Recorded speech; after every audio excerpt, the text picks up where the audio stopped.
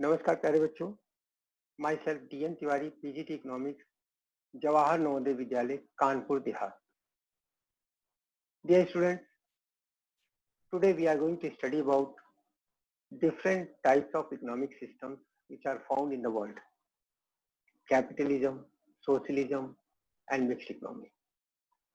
We'll try to find out which system is utilizing the available resources at their best, which system is more beneficial for the mankind.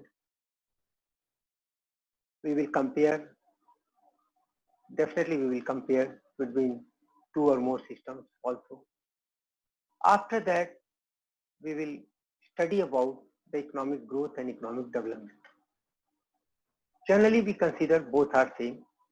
In both the cases, per capita income has to increase remarkably. But economists are of the opinion that economic development is a wider concept. How is it going to be a wider? It has to be studied. So first of all, we'll start with economic system, and here we will find economic system is basically consists of two different words, economic and system.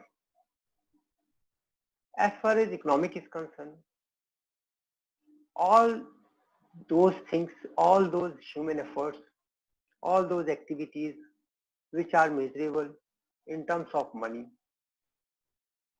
comes under economic activity. Economic system actually is a system, is an organization in which people earn their living by rendering different type of economic activities.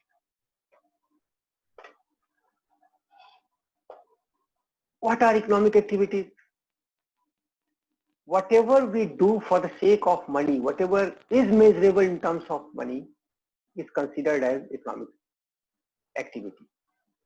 And economic system is a system in which we earn our living by rendering economic activity. So we will study some more concepts. So let us see what is going to be studied in this particular small topic. First of all, we will study about meaning of an economy. Then we will differentiate between two or more types of economies. Then economic development and economic growth will be covered. Then we will find the difference between economic growth and economic development and try to understand the important determinants of economic development. Dear students, as I told you, economic plus system becomes economic system. And economic means whatever is associated or measurable in terms of money. So here comes the entry of economic activity. All those human efforts, as I just told you, which are measurable in terms of money, comes under economic system. And basically production, consumption and investment, these are the three economic activities.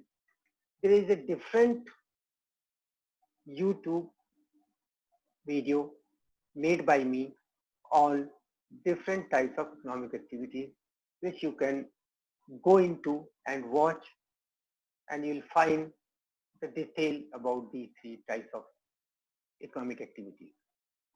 So our main target is how we are going to associate economic and system. System is nothing but an organization or a group of people working together.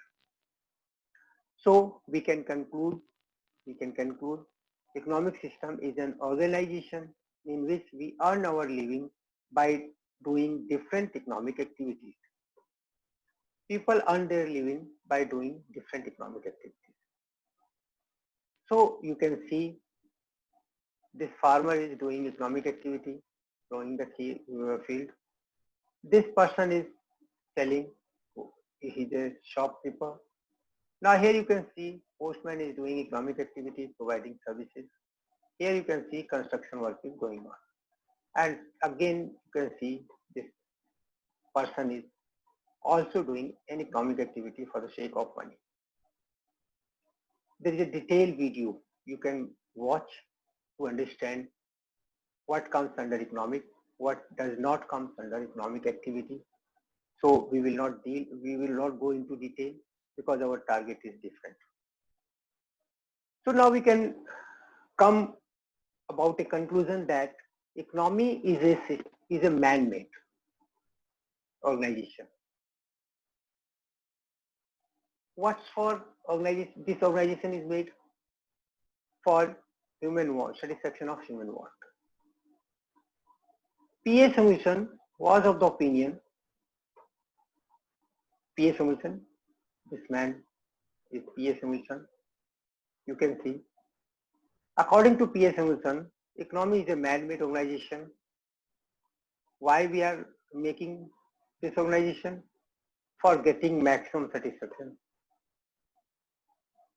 If we look into the definition given by Mr. A.J. Brown, whose photograph is also given, an economy is a system by which people get living. Simply, the way man attempts to get a living differ in many respects from time to time and from place to place. This is what was said by A.J. Brown. In primitive times, earning a living was very simple. You can see in this photograph, hunting, cooking, doing some simple jobs, and by doing all these things they are earning their living, they are earning their survival.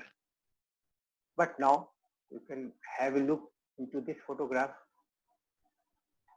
With the growth of civilization, earning living has become more complex. Everything is there, but nothing is clear. System has become complex. We would like to also indicate here, to point out here, that in economics we deal with legal and fair activities only. Economic does not deal with unfair, illegal, smuggling,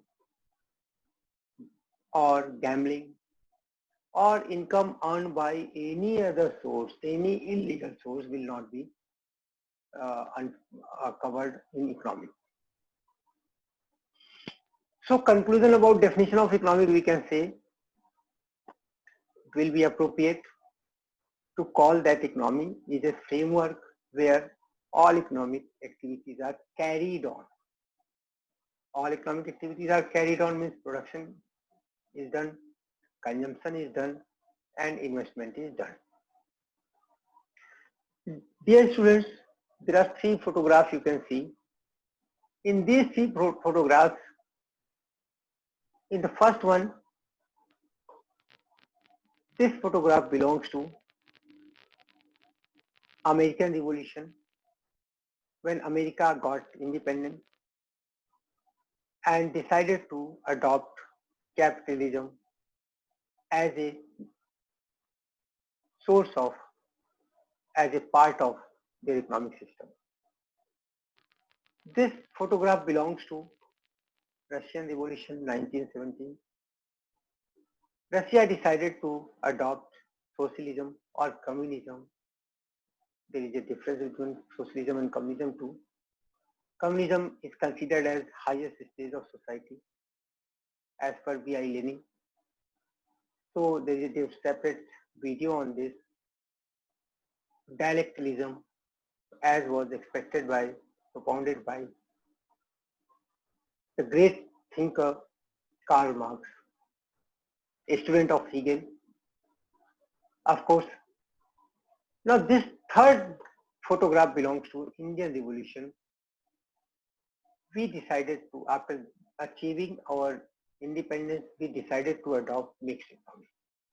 So actually, these photographs are the indicator of capitalism, socialism, and mixed.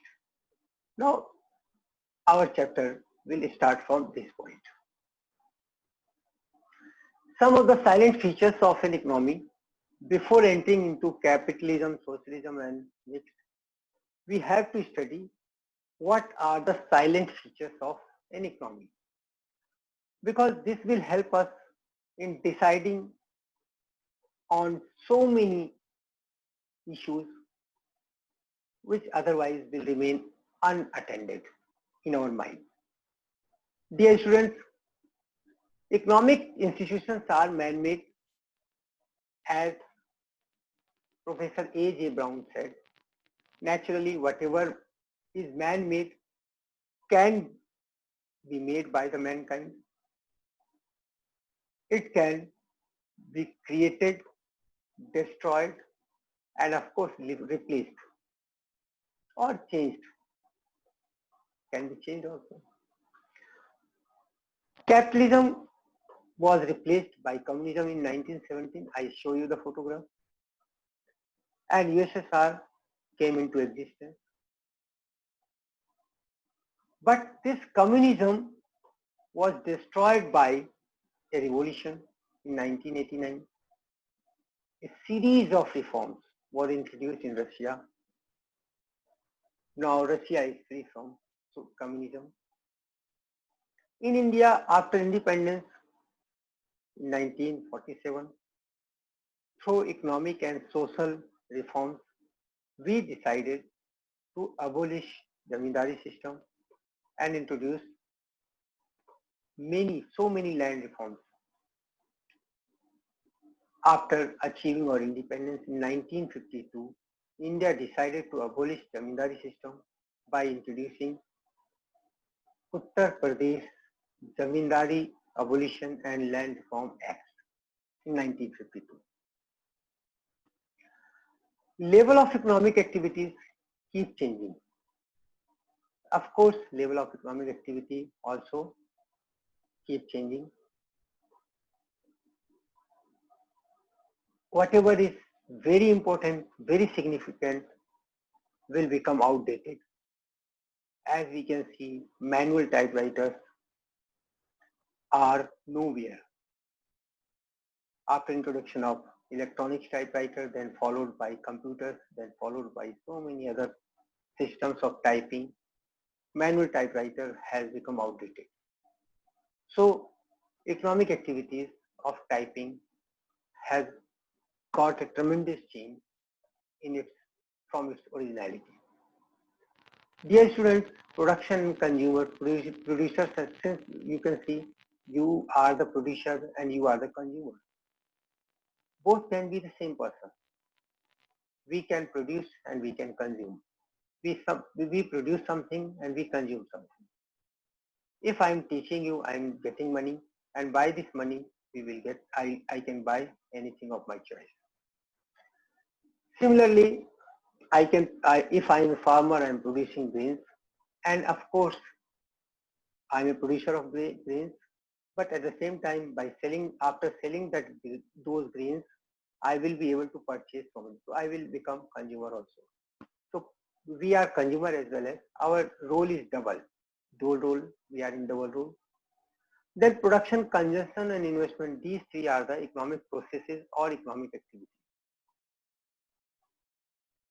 In modern complex economies, we use money as a medium of exchange. Earlier barter system was there, but now money is used. If we talk about important features of economy, role of government in modern economy, definitely a government is considered as the best which governs least.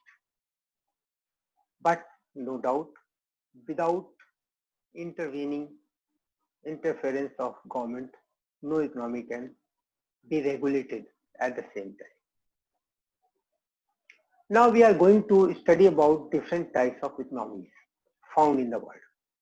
So first of all, we can see first type of economy is capitalism, second is socialism, and third one is mixed. Here you can see the green and red, both the things are found. We will discuss in detail about why it's a mixture of two. If we talk about capitalism, capitalism is an economy in which all the means and modes, we are talking about means and modes of production, are in the hands of individuals, and they are to be used for maximizing individual profit. So first of all the means and modes of production are in the hands of government. In that case, it will become socialism. But when we talk about capitalism, all the means and modes are in the hands of individual sector, individual household, private sector. And these resources are to be used for maximizing my individual profit. Dear students, you can see here, there are 4 photographs. These are the belonging to private owners. Try to find out who is the owner of this island, who is the owner of this building, and here I can give you, it is something which is concerned with Ambani brothers. And another famous house of owners, Tata Group of Industries. So you can see these are the privately owned properties. Now in capitalism, systems are system, all the individuals have right to property. An individual can acquire property, use it for their benefit or for the benefit of their family. Then there is no restrictions on the ownership of land, machinery, mines, factories, and these are to be used for the profit maximization and accumulation of wealth. So right to property is the first right which is found in capitalism only. Otherwise, it is not found in socialism at all, and it is found in limited version in mixed economy.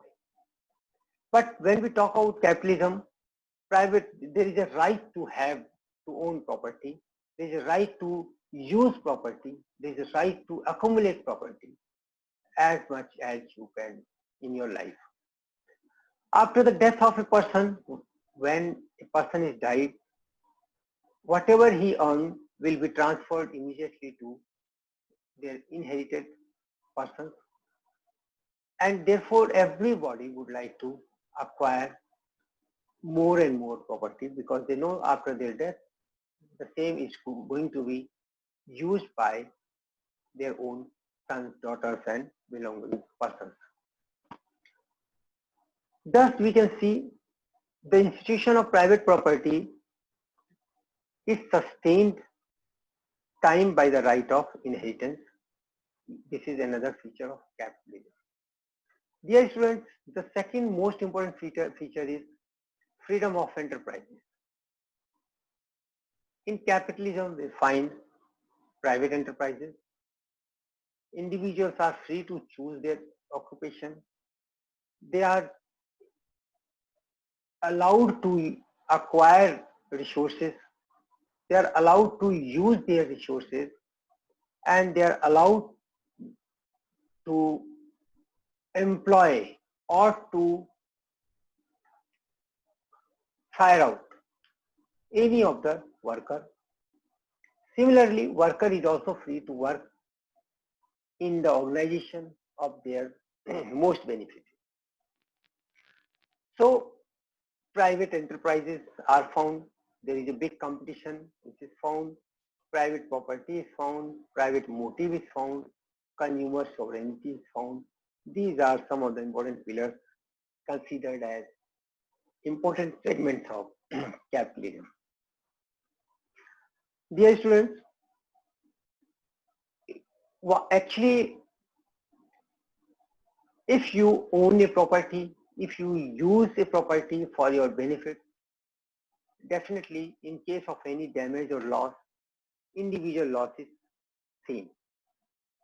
But here in capitalism we find nowadays loss or profit are to be distributed among bulls and bears. Losses and profits are to be borne by the shareholders. Of course, otherwise, in the beginning of capitalism, whosoever is the owner of the enterprise has to bear the losses. But now these losses can be transferred on shared by the shareholders also. Then government or any other agency does not impose restrictions, obstacles in the way of workers to enter or to leave a particular industry. Wherever you want to work, you are allowed. If you want to leave, you are allowed. Of course, a worker chooses that occupation where his income is at max. Dear students, third important feature of capitalism is consumer sovereignty. You can see consumer sovereignty. Consumer is a sovereign. He is considered as a king. How? Whatever a consumer wants to have, to purchase, to use, has to be produced by the producers, has to be sold by the seller, has to be made by the manufacturers. Then bureaucracy is not found. Capitalism ensures the least intervention of bureaucratic influences. Then free enterprises also ensures consumer sovereignty.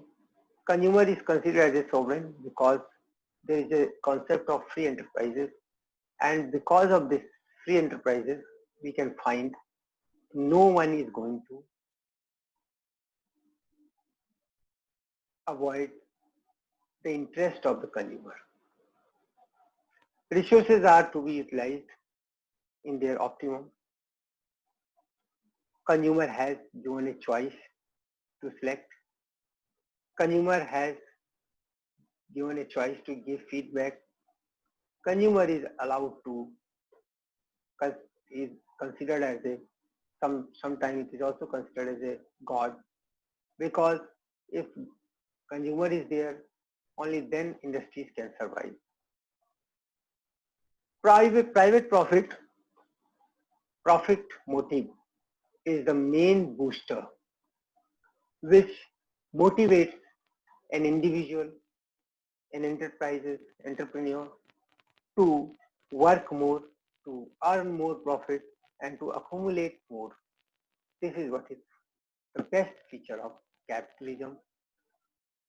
It works as a booster dose.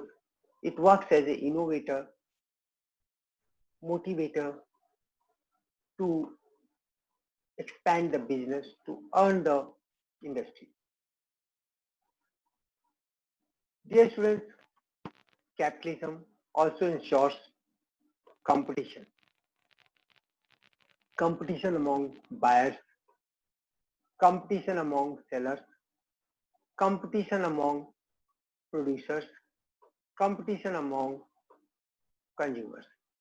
Everywhere you find, since there are no restrictions on the entry and exit of the firm, every firm, the large number of producers are available to supply a particular product or service, and therefore no firm can earn more than normal profit.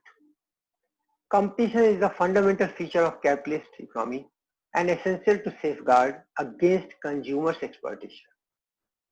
Although due to large size of product distinction, monopolist tendency have grown these days.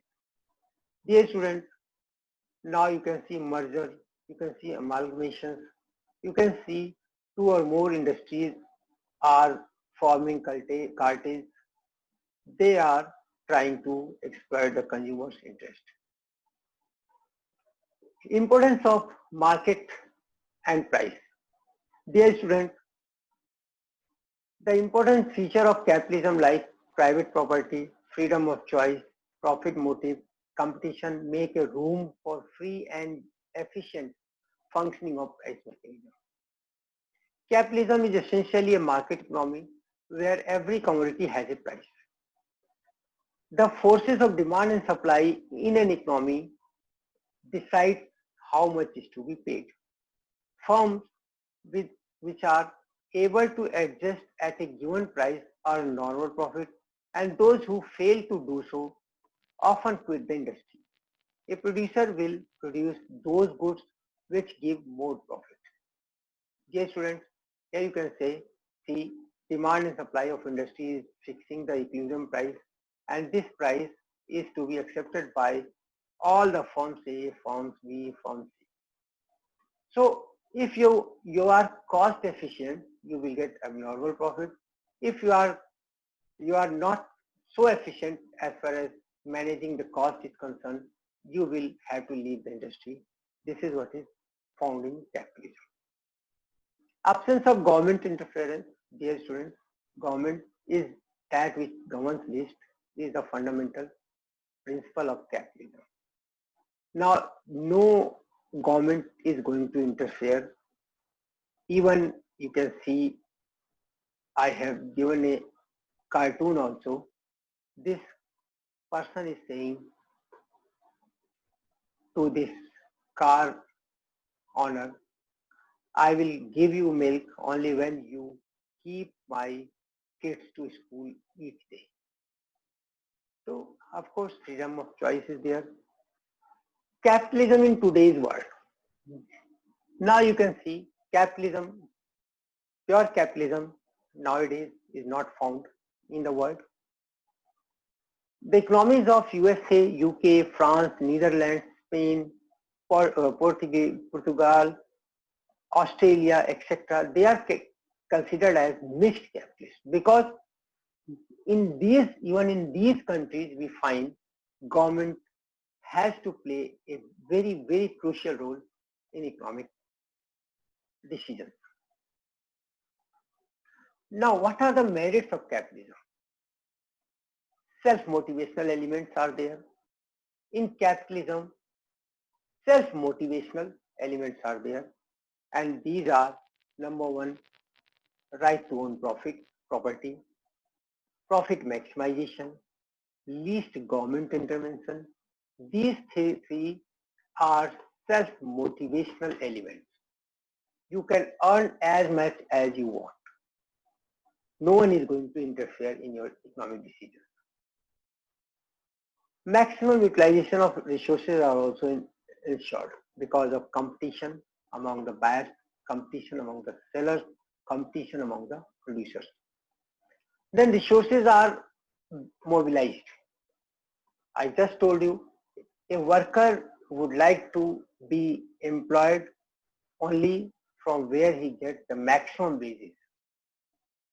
Then price mechanism is going to work as an invisible hand as far as capitalist economy is concerned. Then fast rate of development. Dear students, rate of development in a capitalist economy is very fast. It is found that America, when decided to become capitalist economy, started growing rapidly. Then coming on demerits of capitalism, first of all, here we can find welfare activities are ignored because private sector are more interested in earning profits than in doing welfare activities. Exploitation of public resources for individual profit. Mines are to be used for obtaining maximum profit. Natural resources are to be used by the private sectors for their own profit. Heavy expenses on selling cost limits the consumer sovereignty. Nowadays you can see when a small item is being used, is being shown using by a great portion of the country, it compels whether you like or not, but it compels you, it motivates you to use the same product because it is being used by your celebrity. So this is going to put a limit on your sovereignty.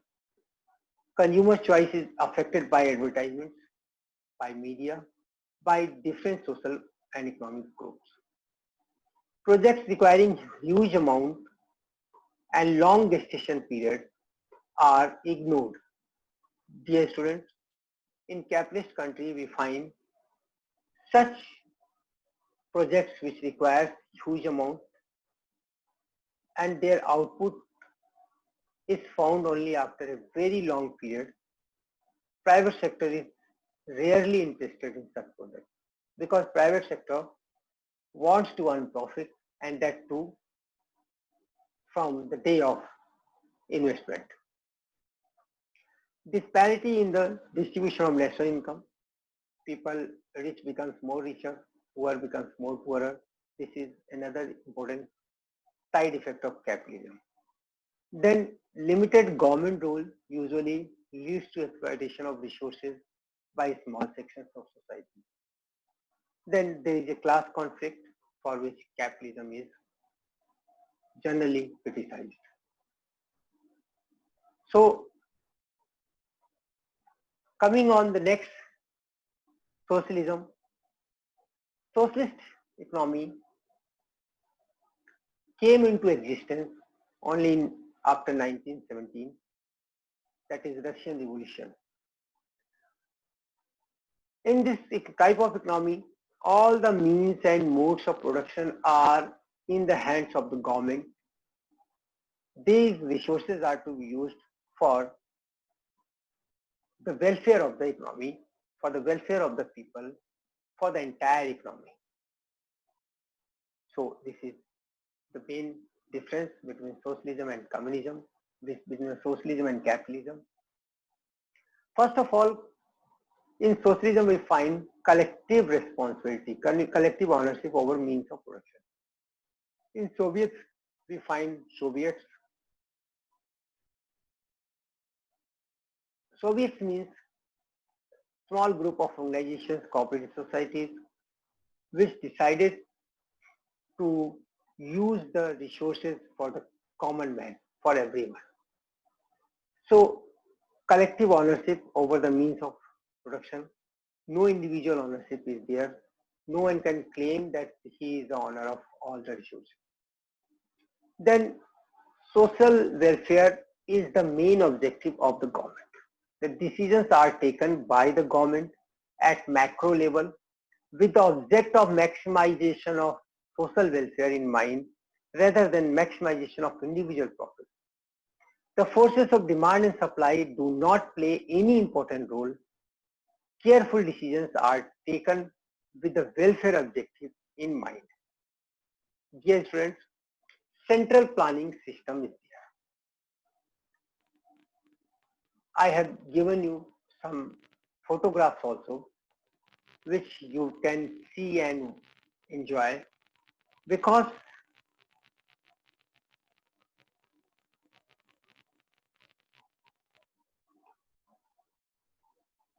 economic planning is an essential feature of a socialist economy. The Central Planning Authority keeps the national priorities and availability of resources in mind, allocates resources. Government takes all economic decisions regarding production, consumption, investment, keeping in mind the present and future needs. The planning authorities fix targets for various sectors and ensures efficient utilization of resources.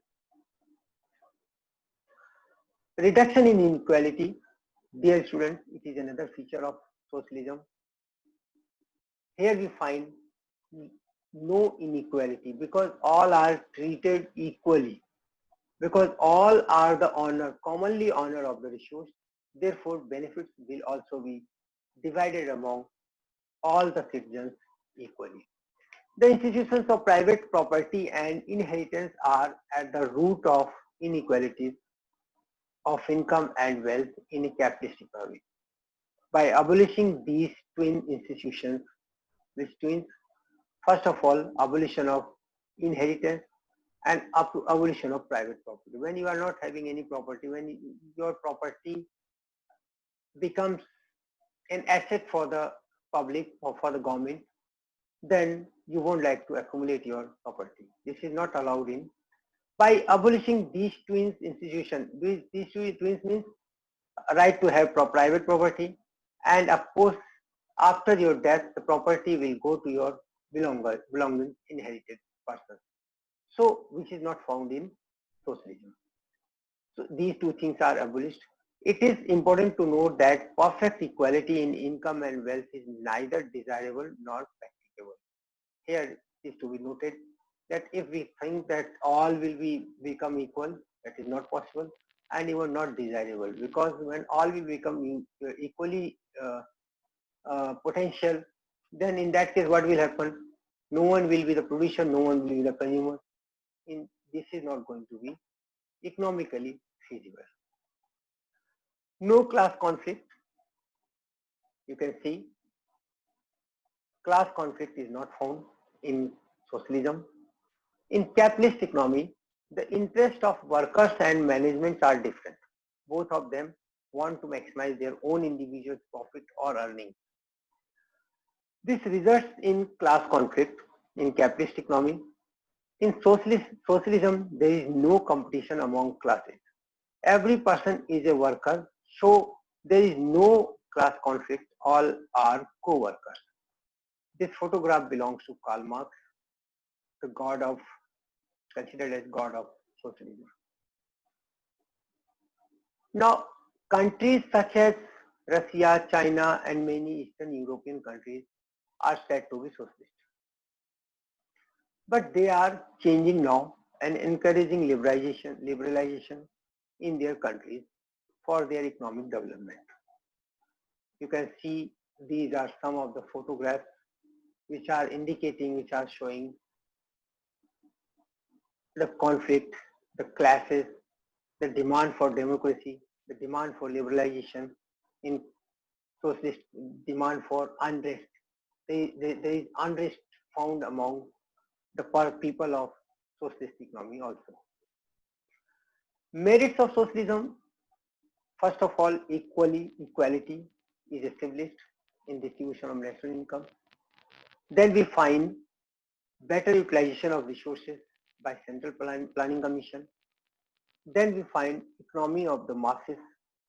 Projects requiring huge amount of investment with long gestation period can easily be financed. This is another important feature of socialism. Then economy for the welfare. Economy of welfare. Naturally, resources are to be used for the benefit of the entire population, and they're of course keeping mind about their present and future uses. Then less wastages of resources as what is expected.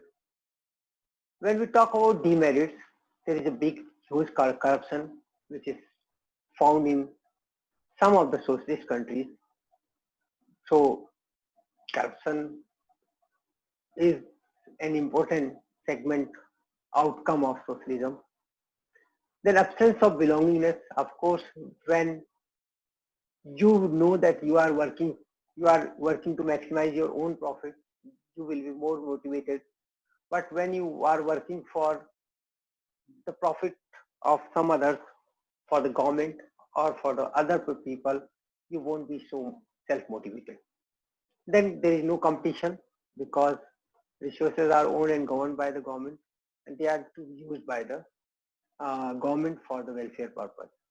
So there is not going to be any competition. There is no competitor, only one seller, one producer, and all are remaining all are users. So more administrative and less economic. इसमें economic कम है और administration ज़्यादा है. Better for basic needs but bad for prosperity. When you are hungry, it sounds good for a person who want to feed himself. But when he enters into a comfortable zone, that socialism becomes a burden for him. He wants to fly high, he wants to earn more profit and to acquire more resources. Now you can see another photograph. In this photograph, we find mixture of something. Now, on the one hand, we find market allocation. On the other hand, we find government intervention. We find this person is mixing public sector and private sector. Then there is the third way, which has been indicated by this road marker.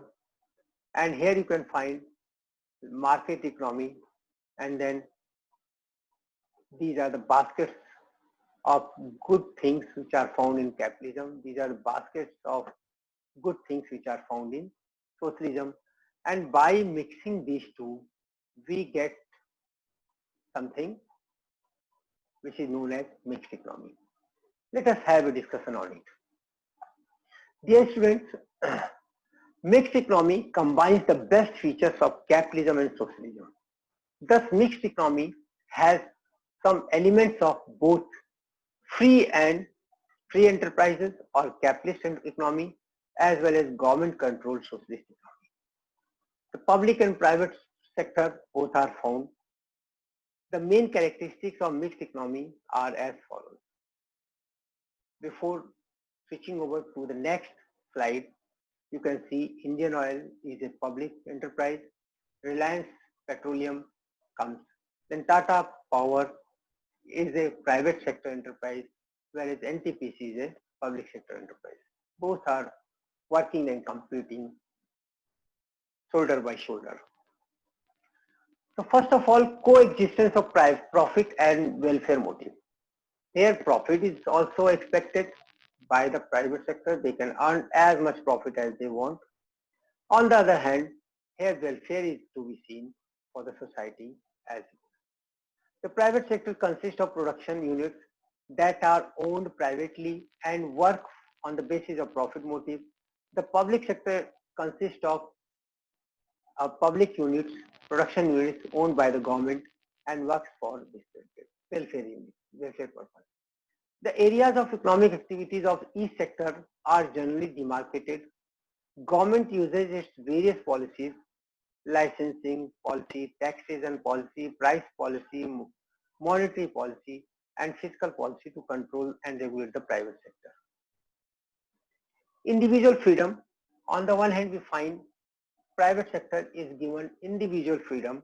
On the other hand, we find different policies, different organizations, different authorities which are going to regulate the private sector enterprises also.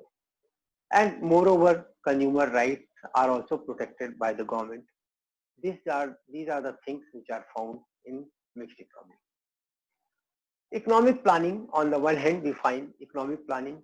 Earlier in India, economic development was taken place under the guidance of Planning Commission of India, but now this work has been taken up by Niti Aayog. So the government prepares long-term plans and decisions are roles to be played by the and decide the roles to be played by the private and public sector in the development of the economy. The public sector is under direct control of the government. As such, production targets and plans are formulated for them directly. The private sector is provided encouragement, incentives, support, subsidies to work as per national priorities.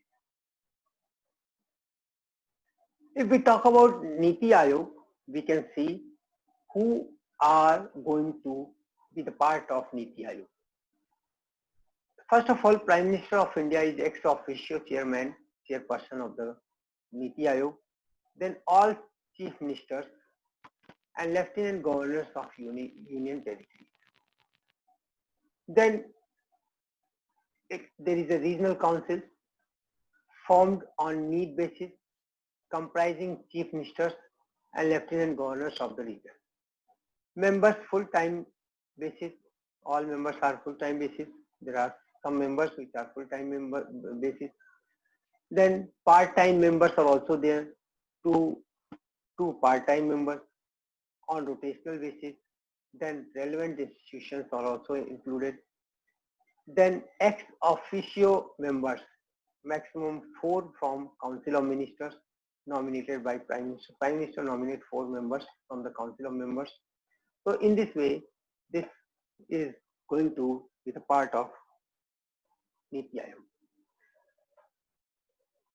On the one hand, we find Planning Commission. On the other hand, we find price mechanism too. Prices play significant role in allocation of resources. For some sectors, the price policy of administered price is adopted. Government also provides price subsidies to help the target group. The aim of the government is to maximize the welfare of the masses.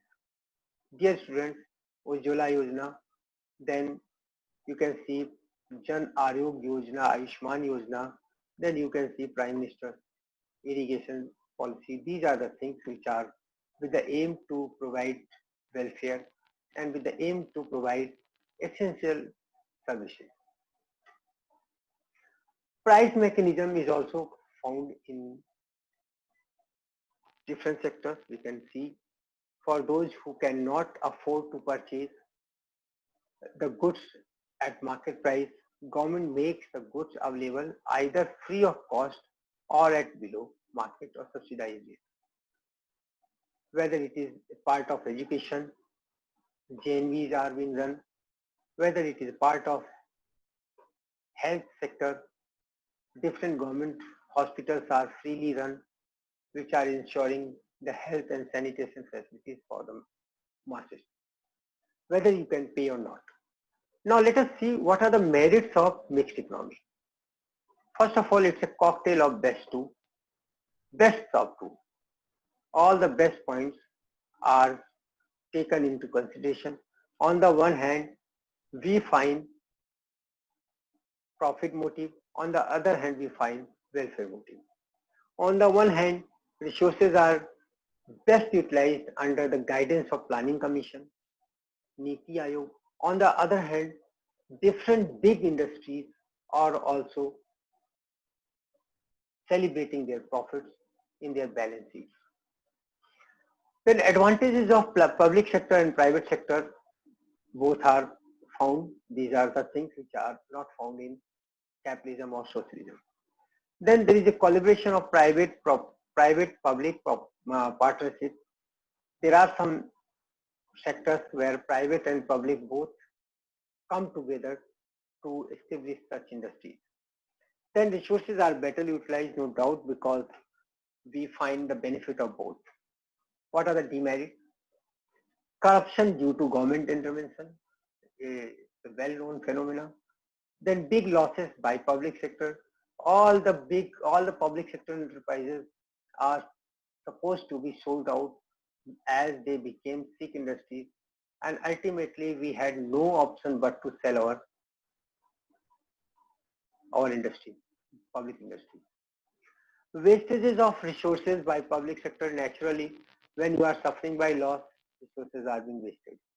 When the same industry is handed over to a private sector, it becomes profit maker. May lead to an era of delaying and deferring the important projects. Dear students, when you have to construct a road in 2 years by private sector, the same may be delayed in government sector enterprises. In competitiveness by public sector enterprises are incompetent. They are huge in size and no one can stand before them. Still they are so lazy, so unprofessional that they are suffering by huge losses. Types of economies on the basis of level of development. Dear students, economies are also classified on the basis of their development, level of development. And here we find developed economies, जिनको हम first world countries भी कहते हैं. Then developing economies, which are also known as third world countries. Let us say division of world on the basis of development. Here you can see some countries. There are 10 poorest countries and there are 10 developing countries. Division of economies on the basis of development, if we talk about, countries are labeled as developed or rich, developing or poor. Then how we can classify them? We classify them on the basis of real, national and per capita income. We classify them on the basis of standard of living of their population. When we talk about developed countries, they are enjoying higher level of per capita income, high rate of capital formation, high savings and investments. Of course, they have highly educated human resources. If we talk about in the form of data, you can see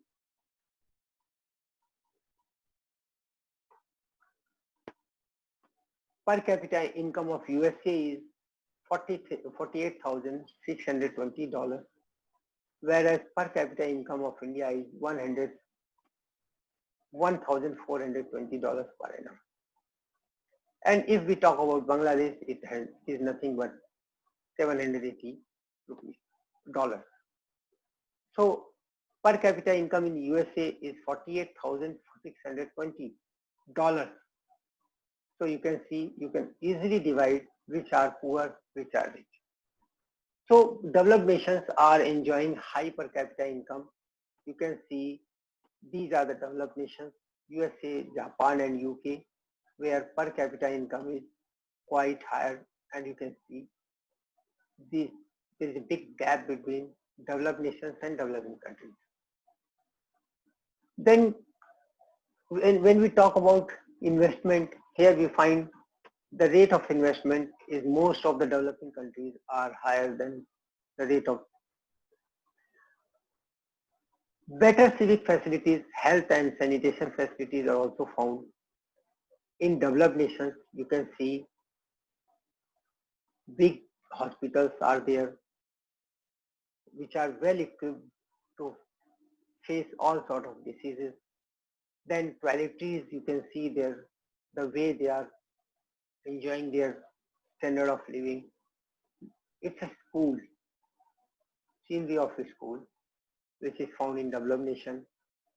Huge libraries, which are the symbol of developed nations.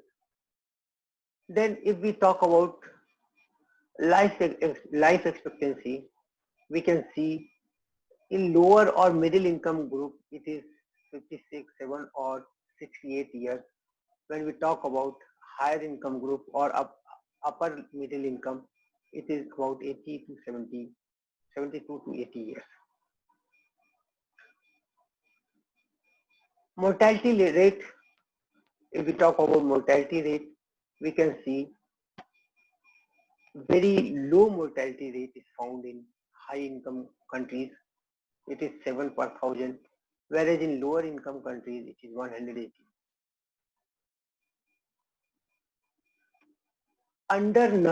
Nursed person population, again you can see only 5 or 6 per thousand, 5 or 6% in high income countries, where it is 31% in lower income. So you can see poverty line, as India has defined, about 30% of the population has to survive below poverty line. So children under 5 malnourished, underweight are, you can see about 28 children are there in low income group, and these data are not so available because this is not found in such countries. Then access to improved sanitation facilities. In developing nation it is 35, whereas in developed nation it is about 99. So low birth rate, low death rate, low infant mortality rate, developed industrial and social infrastructure, and a strong financial and capital market is found in developed countries. In short, developed countries are enjoying high standard of living. So what about developing countries? If we talk about developing countries, we find countries with low level of developed countries are low on the ladder of development. They are sometimes also called underdeveloped or backward or poor countries. But economists prefer to call them developing countries because it gives a sense of dynamism.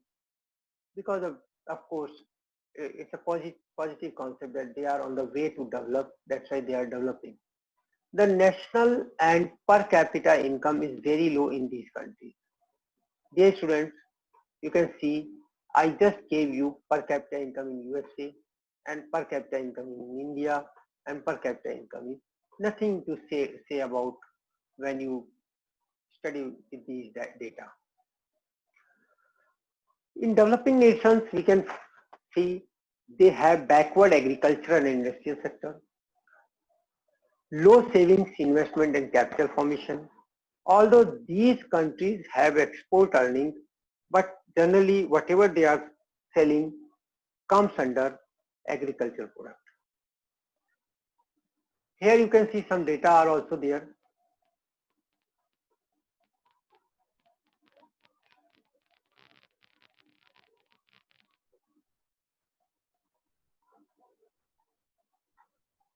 Productivity of wheat in UK is 80.4, whereas in China it is, whereas in India it is only 27.7. Seed of cotton, you can see in China it is 39.8, whereas in India it is 7.5 kg per hectare. So what do we find? We find in developing countries low rate of economic growth, which shows low per capita income and poverty. And because of low per capita income, rate of saving is also very less. And because less rate of saving, low investment will be there, and of course, low productivity is found. So when we talk about agriculture product in India, you can see about 10% belongs to only agriculture. Remaining, you can see so many items are also produced. But most of the developing nations export consumers items, agricultural items, natural items, which are going to be used up by the mankind, and that too at very low price because their demand is elastic. They are competitive. Developing nations means low standard of living, poor health and sanitation facilities, high infant mortality rate, high birth rate and of course high death rate too, poor infrastructure. Thus, the economic development depends on many factors and has different meanings. When we talk about economic growth, a process whereby per capita real income increases continuously at high rate for a long period of time. Dear students, Simon Kuznets was an economist who wrote a book, Modern Economic Growth, Rate Structure and Spread. This is his original cover of the original book, and this is Simon Kuznets. And according to Simon Kuznets, economic growth is a process whereby per capita real income often increases continuously at high rates for a long period of time. So, whereas economic development includes not only economic growth, but also various other economic changes that improves the quality of life or standard of living of the people in a country. Economic changes such as reduction in poverty and unemployment, reduction in income and wealth, inequality, increase in literacy rate,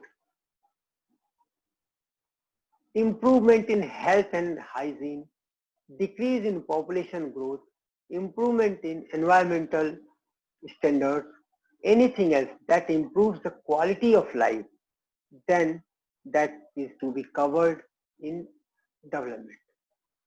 So such economic changes that are conducive to improvement of standard of living of people are necessary for the economic development. Why?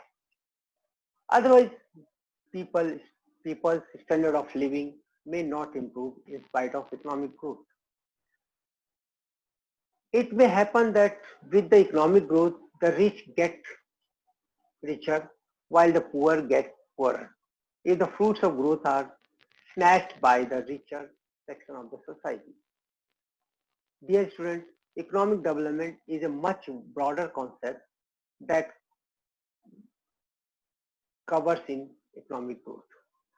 It not only includes economic growth, but also various other economic changes that brings about improvement in the standard of living of the people to improve their quality of life. The process of economic development is influenced by a number of economic as well as non-economic factors. The important economic factors are: number one, natural resources. The availability of natural resources facilitates and accelerates economic growth and economic development both. It is believed that quality and quantity of natural resources affect the rate of growth. No doubt, if you are having abundance of resources and you are using them wisely, your rate of growth will be better. Then coming on, second aspect, that is human resource. Another important determinant of economic development is quantity and quality of human resources or the population. Quality and quantity both. Other things being equal, educated and technically qualified manpower help in achieving higher growth rate.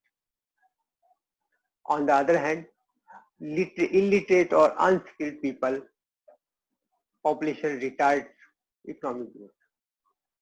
Determinants of economic development. Third one is capital formation. Of course, stock of capital goods is crucial for rapid economic growth. How? For increasing the stock of capital, rate of saving must be high. The saving must be invested. Saving must be high as well as it must be invested.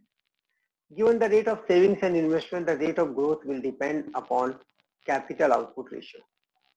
If the domestic savings are not sufficient, government can seek external assistance to increase capital formation and growth rate in developing countries. Third one is technology. Technology can also play an important role in the economic development. Technological progress depends on continuous research and development. Through technological progress, a nation may overcome other constraints such as scarcity of natural resources and low productivity. Of course, if you are having less coal mines, you are having better technology, you can go for solar energy, you can go for nuclear energy, as you can see in Japan. So natural resources and low productivity problem can be solved if you are well equipped with the latest know-how. Developed economies invest in its human capital. Besides these economic factors, many other non-economic factors are also there which play crucial role in economic development. Caste system, family type, racial factors, government policies also affect the rate of growth and economic development. It is very difficult to measure economic development and to give one index of economic development. The most commonly used index of economic development, that is increase in per capita income, definitely suffers from different so many backlogs. This index does not take into account consumption of natural resources, environmental degradation such as the smoke from the industries or the pollution caused by different industrial waste and byproducts in the air. And of course, water resources are also damaged day by day. The cutting of forest and selling of timber will earn income and will be considered as economic activity and the income added in the national income statistics. But the harm caused by deforestation will not be shown in the account book. The national accounts statistics. The economists therefore are seriously working on preparation of some new indexes that may account for these environmental costs to the society and can be used as a welfare index of the society. So let us have a brief difference between economic growth and economic development. First of all, economic development is a multidimensional, whereas economic growth is a single dimensional. It consists of only per capita income. In economic development, quality changes are also used and distribution of national income is also used, whereas in economic growth only quantitative change is same, change in national and per capita income. Economic development is gradual and steady change, planned है, long term के लिए होता है. Economic growth spontaneously हो सकता है. Continuous change होना चाहिए economic development के लिए, ये discontinuous change होता है. Growth is prerequisite of economic development. If there is economic growth, only then economic development will take place. Solution to the problem of underdeveloped countries. This is the solution to the problem of underdeveloped countries, and these are the solution to the problem of developed countries.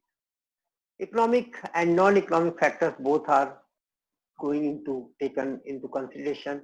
Here only economic factors are taken. The United Nations Development Program emphasizes on Human Development Index that is based on per capita income, educational attainment, and life expectancy. Thus, it is a composite index of economic and social indicators. The economic development, therefore, is a much wider term to capture over all improvements in the quality of life of the people. Let us see what we have studied. In this lesson, we have learned the meaning of an economy. It is a system of socially and legally acceptable ways by which people get their living. An economy is also looked at as a system of cooperation for the satisfaction of human wants. In a modern complex society, the cooperation exists in the form of you do this for me and I will do that for you. Is not enough. Actually, it is not enough. The cooperation can be seen across national boundaries. Thus, economy can be seen as a system of mutual cooperation and exchanges. Economy can be classified into the following three categories on the basis of ownership and control over means of resources. These are capitalist country, socialist country, mixed country. Economy can be classified into developed and developing nations also. Capitalist economy gives much importance to individual freedom, competition, consumers, sovereignty, etc., etc. Profit motive. Socialist economy, on the other hand, give importance to collective ownership, society's welfare, and economic planning to reduce inequality and to avoid class conflict. Mixed economy is made up by the best of these two. So there is coexistence of private and public sector, profit and welfare motive. Both of things are found in. When we talk about developed countries, they are enjoying high per capita income, better standard of living, and quality of life. Whereas underdeveloped or poor countries are having very low per capita income, they have to survive in a very bad condition. The process of economic development is determined by the number of economic and non-economic factors. There is a difference between development and economic growth. This we have studied about. Generally, economic growth refers to short-term improvements in a few selected sectors and variables.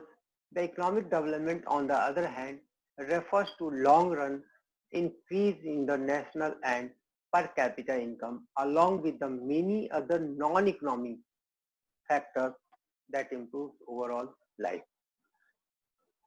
So let me answer your queries. Your queries may be considered mixed capitalist economy. Nowadays, a new concept is being observed in the real life. Whether present day capitalist economies are pure capitalist? No, because government is interfering in their economic decisions. In number of instances can be found. Therefore, we can conclude that modern capitalist countries are actually mixed capitalist. More of capitalist segments are found in modern economy.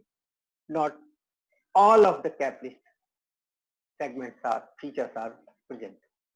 So when we talk about status of India, India no doubt is a mixed economy where both sectors are playing significant role.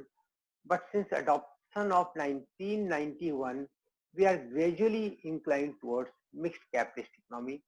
Now we are selling off our public sector enterprises. We are going to be more dependent on private sector enterprises. Are we still developing? It is also said that India is a developing country, but some of the economists are of the opinion that India has become a developed nation. Of course, we are enjoying on the one hand the latest know-how. On the other hand, still about 29-30% of the population has to survive below poverty line. So India no doubt is still a developing country only, not a developed one. Is socialism disappearing? Yes, of course, socialism is disappearing, no doubt at all. As Russia and even in China, different reforms have been adopted. Thanks to www.google.com for the images and data. See you again. That's all for today. Thank you.